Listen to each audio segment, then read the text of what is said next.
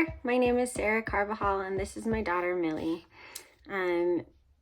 I just wanted to jump on here and explain a little bit about why we began the newsletter and some of the other content that we're going to be offering here. My daughter was born with some special needs, and I just really wish that I had somebody to hold my hand through the different challenges that I've been facing for the last, over 3.5 years. I understand, like you probably understand, that there's a lot more difficulties than just what can be addressed in a doctor's office or with a physical therapist or with an occupational therapist. And I find myself reaching out often to physical therapists or doctors or occupational therapists who maybe understand physically what's going on with my daughter, but definitely don't understand emotionally what's going on with me, or what she has something to say, or what the duration and the endurance looks like. One of the biggest challenges I face as a special needs mom is walking the fine line between devoting every moment of myself to her care and trying to do my very best to help her not be in physical pain. And so some of the things that we struggle with, beyond just the daily physical wear and tear of caring for somebody who maybe doesn't eat or walk or needs lots of monitors at night, and so sleep can be kind of difficult. Because the difficulties are that we face is, how are we going to do it?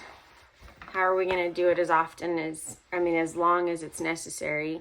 And then the worry that it won't be as long as we want, right? That we don't know how long we have with these little ones, and so we need to enjoy it. Little ones or even bigger ones, the case over our that's consistent on our boards where we talk on Facebook is that there's consistently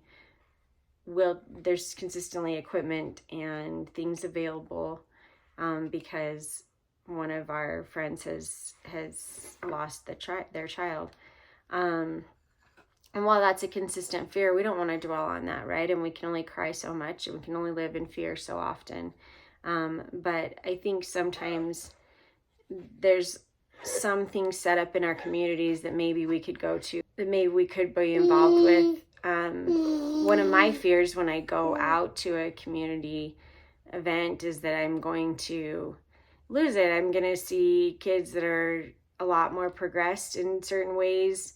I think one of my fears from going out to the public events that they have is that, first of all, my time commitments are so many that we're out of the house so often for doctor's appointments and therapy appointments that I really don't want to leave my house when I don't have to. Plus, leaving my house involves quite a bit of equipment, and I don't have anybody at home during the day that, other than me, that could take on that so that I could be somewhere. So I wanted this group to start because I think an online forum where we could still be in our homes and still not have to worry about the struggles of traveling, but still have some support.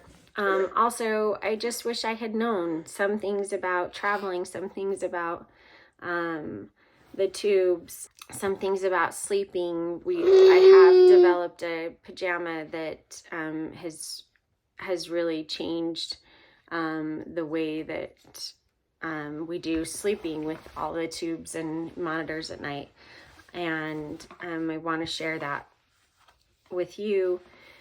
And also just tips, you know, I spent the better part of the last 3 years just cutting holes in all these clothes, and all of her pajamas, came straight home and got a hole cut in them. And that's just one of the places where I do have some insight. And really, I just want us to have a place where we can get together and share our triumphs, and not just the struggles, and not just the, you know, not just seeing people commenting and then seeing, you know, what's happened in their lives. So anyway, we're building some things, and I've got some things built up for you that I wish I had when I was just starting. Even right now, actually, I'm learning even more as I'm explaining the things that I've done to make my life easier, and I'm here for you. And I think you'll enjoy watching some of the things we've got in store.